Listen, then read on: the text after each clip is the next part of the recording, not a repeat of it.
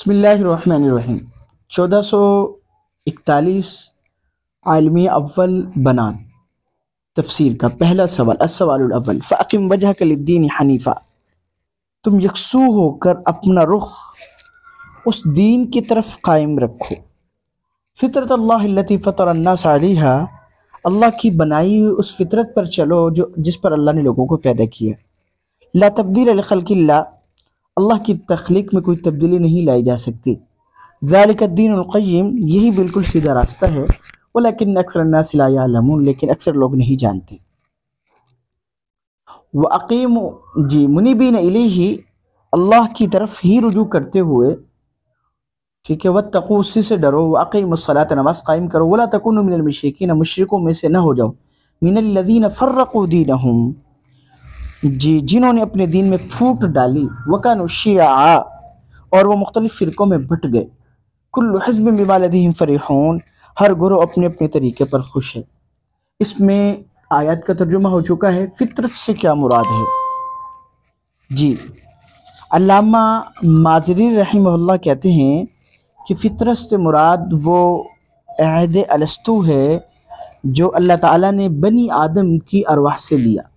ایک قول یہ ہے کہ فطرت سے مراد فطرت سلیمہ اور طبعی سلامتی ہے۔ تیسرا قول فطرت سے مراد ملت اسلام اور دین ہے۔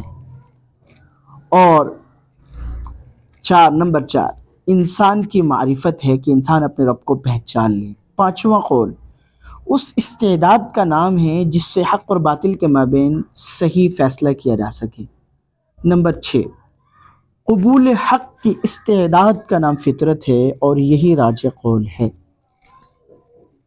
اللہ اکبر۔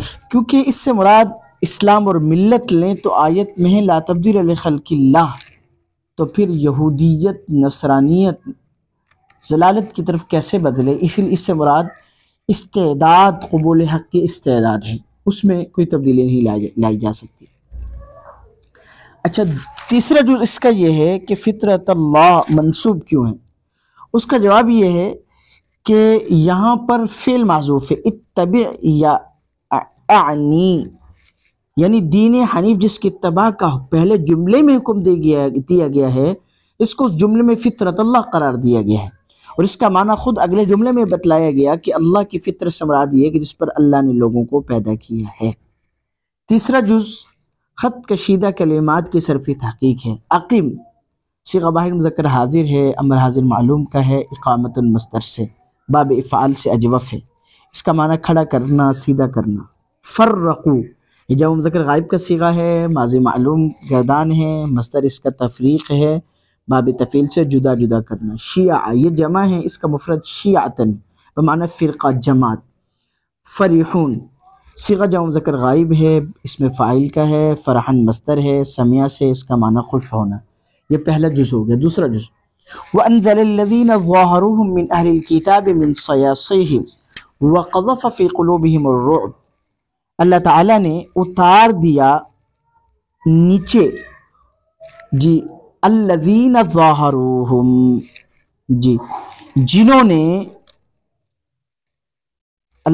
جنہوں نے دشمنوں کی مدد کی تھی۔ ظاہروہم من اہل الکتاب، اہل کتاب میں سے یعنی یہودیوں میں سے۔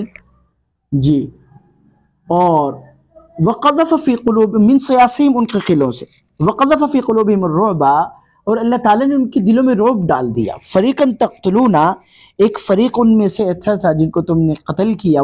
تأسرون فریقا، اور کچھ کو تم قیدی بنا رہے تھے۔ وَأَوْرِثَكُمْ أَرْضَهُمْ وَدِيَارَهُمْ، اور اللہ تعالیٰ نے تمہیں ان کی زمین اور ان کے گھر، وَأَمْوَالًا، اور ان کے مالوں کا وارث بنایا۔ وَأَرْضًا، اور ایسی زمین کا بھی کہ لم تطئوها، جس پر ابھی تمہارے قدم نہیں پہنچے۔ وَكَانَ اللَّهُ عَلَىٰ كُلِّ شَيْءٍ قَدِيرًا، اللہ تعالیٰ ہر چیز پر قادر ہے۔ ان آیت مبارکہ کا ترجمہ ہو چکا۔ ان آیت مبارکہ کا شان نزول مختصراً یہ ہے کہ بنو قریظہ یہودیوں کے قبیلہ تھا جو مدینہ کے مشرقی جانب ایک قلعہ تھا، اس میں وہ رہتا تھا، اور مسلمانوں کے ساتھ صلح کا معاہدہ کیے ہوئے تھا۔ جنگ احزاب کے موقع پر حی بن اخطب کے اغوا سے تمام معاہدات بالائے طاق رکھ کر مشرکین کی مدد پر کھڑے ہو گئے۔ نبی کریم صلی اللہ علیہ وسلم جنگ احزاب سے فارغ ہو کر غسل وغیرہ میں مشغول تھے کہ حضرت جبریل علیہ السلام تشریف لائے۔ فرمایا یا رسول اللہ اپنے ہتھیار ڈال دیے، حالانکہ فرشتے ابھی ہتھیار باندھے ہوئے ہیں، اللہ کا حکم ہے کہ بنو قریظہ پر حملہ کیا جائے۔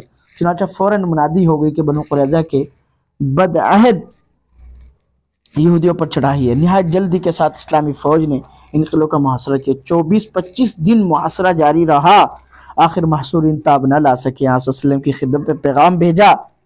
اخیر میں ان کی طرف سے اس بات پر ٹھہری کہ ہم قلعوں سے اتر آتے ہیں اور قبیلہ اوس کے سردار سعد بن معاذ کو حکم ٹھہراتے، یعنی فیصلہ کرنے والا، ہمارے حق میں حضرت سعد جو فیصلہ کریں ہمیں منظور ہوگا۔ آپ صلی اللہ علیہ وسلم نے قبول فرمایا۔ حضرت سعد تشریف لائے اور فیصلہ کیا کہ بنو قریظہ کے سب جوان قتل کر دیے جائیں اور عورتیں اور لڑکے سب قیدی اور غلام بنا لیے جائیں اور ان کے مال اور جائیداد مہاجرین کے ملکیت میں آ جائیں۔ یہ فیصلہ ٹھیک ان کی مسلمہ آسمانی کتاب تورات کے موافق تھا۔ چنانچہ اس فیصلے کے موافق کئی سو یہودی جوان قتل کیے گئے اور کئی سو عورتیں اور لڑکے قید ہوئے اور ان کے اموال